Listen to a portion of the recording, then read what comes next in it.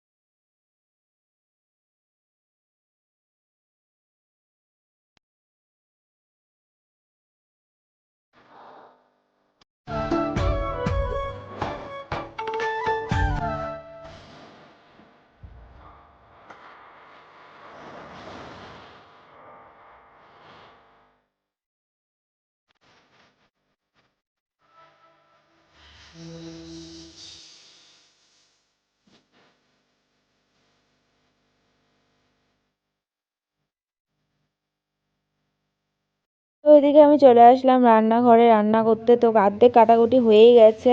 তো আজকে বেশি কিছু রান্না করব না, শুধু কাঁচকলা আলুর ঝোল আর হলো ছিম আলু ভাজা, এই হবে রান্না। আর মা ওদিকে চলেও এসে স্নান করে, তো কাচাকুচি নিয়ে গেছিলো যেহেতু, তো এখন কাচাকুচির ওইগুলো জামা কাপড়গুলো মেলছে, মেলে নিয়ে পুজো দেবে। যেহেতু আজকে বৃহস্পতিবার, মার পুজো এতে আরও অনেক টাইম লাগবে। আর যদি মা পুজো দিয়ে যদি রান্নাঘরে ঢোকে তাহলে তো আরও দেরি হবে। তো ভাবলাম যে রান্নাটা করে ফেলি, আমি তো পুজো দিতে পারবো না, নাহলে তো পুজোটাও দিয়ে ফেলতাম, তাহলে মা এসে রান্না চাপাতো। কিন্তু এখন তো সেটা আর হবে না, এখন তো পুজো মাকেই দিতে হবে, সেই যাই হোক যেভাবেই হোক, আর মাকেই এখন দিতে লাগবে। তো রান্না পুজো একসাথে দেওয়াটা খুব কঠিন হয়ে যায়। কিন্তু মার যখন কাচাকুচি থাকে না তখন মা তাড়াতাড়ি হয়ে যায়, কিন্তু কাচাকুচি যদি থাকে তাহলে একটু লেট হয়ে যায়। ওই জন্য আমি ভাবলাম কি আমি এদিকে কেটে কুটে নিই, তারপরে মা আসুক। তো আজ গ্যাসেই রান্না করব, গ্যাসে ভাত বসিয়ে দিয়েছি, ওদিকে ভাত বসিয়ে দিয়েই সবজি কাটতে বসেছি। তো ছিম আলু পেঁয়াজ লঙ্কা এগুলো সব কেটে নিলাম। তো কদিন ধরে তো পেঁয়াজ খাওয়া হয় না আমার ঠেলায়, কারণ আমি তো পেঁয়াজ খেতেই পারতাম না, কিন্তু এখন দেখছি ইদানিং কদিন ধরে পেঁয়াজটা খেতে পারি। তো আমার জন্য ওদেরও খেতেও খুব অসুবিধা হয়ে যায়, কারণ আমি ঝাল খেতে পারি না, পেঁয়াজ রসুন এগুলো খেতে পারি না। তো এখন পেঁয়াজটা খেতে পারি, কিন্তু ঝালটা এখনও খেতে পারি না, ঝালে খুব শুষাই আমি। তো যাই হোক, এদিকে হলো কাঁচকলা কেটে নিচ্ছি, আলুটা পরে কাটবো, কারণ যেহেতু ওদিকে ভাত নামিয়ে ফেলেছি, তো এখন বসিয়ে দিতে হবে আর কি ভাজাটা, কারণ নাহলে বেলা হয়ে যাচ্ছে। ওরা আবার চলে আসবে, বাবা তোমার দাদাভাই দুজনেই চলে আসবে, তার আগে আমার রান্না সারতে হবে। যদি ভাজাটা করি তাহলে তো ভাত দিয়ে আর এই ভাজা দিয়ে খেয়ে নিতে পারবে।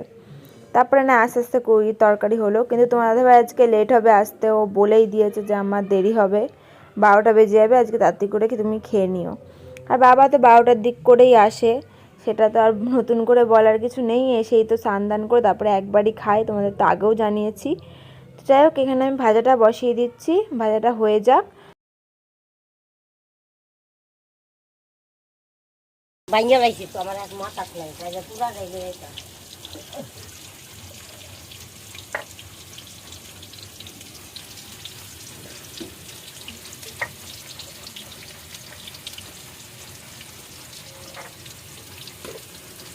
লাগাতে ছিলাম পরে বসে দিলে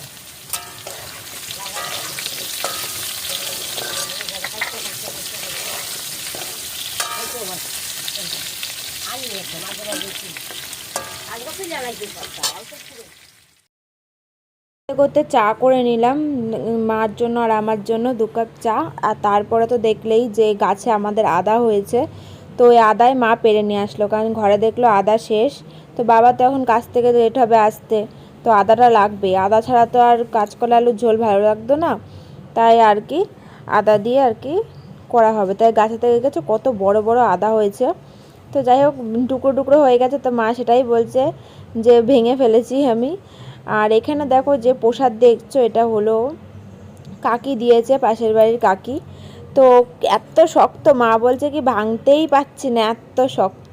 তো টিভি চলছিল ওই জন্য ভয়েসটা দিলাম না, এখন ভয়েস দিতে হচ্ছে। তো প্রচণ্ড শক্ত, কোনো একটাও নেই যে নরম, গজা বলো আর যাই বলো। তো দাঁত পুরো ভেঙে যাচ্ছে এরকমই, দাঁত দিয়ে কামড় দিয়ে আমি নাই খেয়ে নিচ্ছি, কিন্তু আমার কাছেই এত শক্ত, তাহলে ভাবো যে মার কাছে কত শক্ত। আর বাবা তো খেতেই পারবে না, বাবা তো দাঁতে ব্যথা, বাবা তো প্রসাদ খেতেই পারতো না। তো ভাজাটা করার পর না খুব শরীরটা খারাপ হয়ে গেছে, কারণ আজকে সকালবেলা ওষুধ খেতে একদম মনে ছিল না। তো সকালবেলা যেহেতু ওষুধ খাইনি, তাই শরীরটাও খারাপ করতে শুরু করে দিয়েছিল। তো মা বললো যে তুমি যাও ঘরে গিয়ে বসো, কিছু খেয়ে নাও, ওষুধ খেয়ে কিছু খাও। তো তারপরে ওষুধটা খেলাম, তারপর একটু শরীরটা অনেক পরে গিয়ে একটু ঠিক হলো। তো মা রান্না করে ফেললো, আমি তো শুধু ভাজা করেছি, আর মা পরে কাঁচকলা আলু তরকারিটা করে ফেললো। তো আলু ভাজছিলাম দেখলেই তো, বাকিটা মা করলো বেটে বুটে। আর এখন তো আমাকে বাটতেও দেয় না, শিলনোড়াতে মাই বাটে। তো দেখো কি টেস্টি হয়েছে না দেখতে। আর এদিকে হলো বাবা চলে এসছে, তো বাবা দেখো নিয়ে এসছে সর্ষে ফুল, এত সুন্দর লাগছে সর্ষে ফুলগুলো দেখতে দেখো।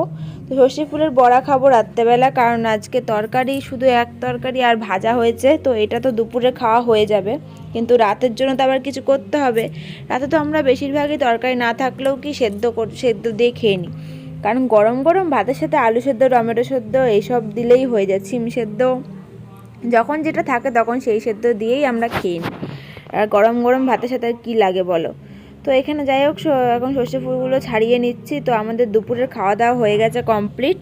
দুপুরের খাওয়া দাওয়া করেই এখন ছাড়াতে বসলাম, কারণ রাত্রেবেলা হবে সর্ষে ফুলের বড়া, আর হলো গরম গরম ভাত, আর হবে একটুখানি হয়তো সেদ্ধ দেবে। তো এই দিয়ে রাতের খাওয়া হবে।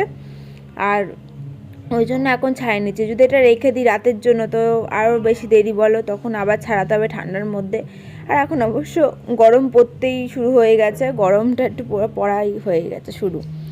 তো যাই হোক, এখানে দুজন মিলে এখন ছাড়িয়ে রাখছে, কাজটা এগিয়ে থাকলো, তাহলে রাত্রেবেলা এই কাজটা থাকবে না। তো ফুল নিয়ে ওর সাথে খেলা করছিলাম আমি।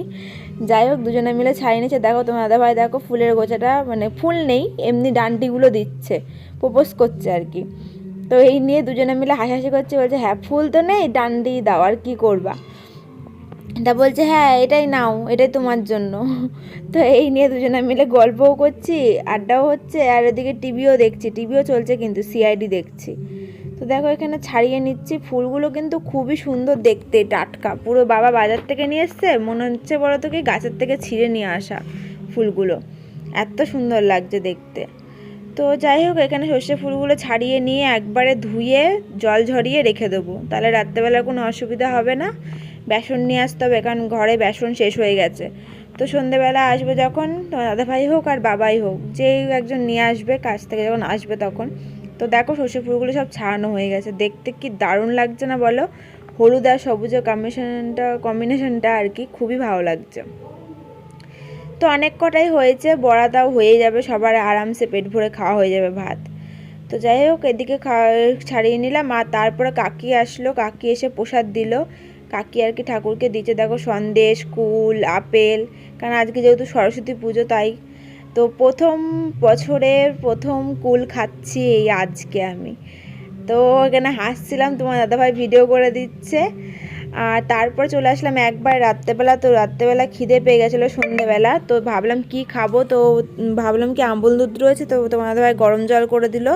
তো আমুল দুধ গুলিয়ে এখন এটাই খাবো। আর বাবার জন্য মার জন্য আমি চা করে দিয়েছি, আর তোমার দাদাভাই তখন ছিল না। তো যাই হোক বন্ধুরা, আজকের মতন ভিডিওটা এই পর্যন্তই। তোমাদের যদি ভিডিওটা ভালো লেগে থাকে অবশ্যই চ্যানেলটাকে সাবস্ক্রাইব করে দিও। তো নেক্সট দিন আবার চলে আসবো নতুন ব্লগ নিয়ে। তো আজকের মতন টাটা।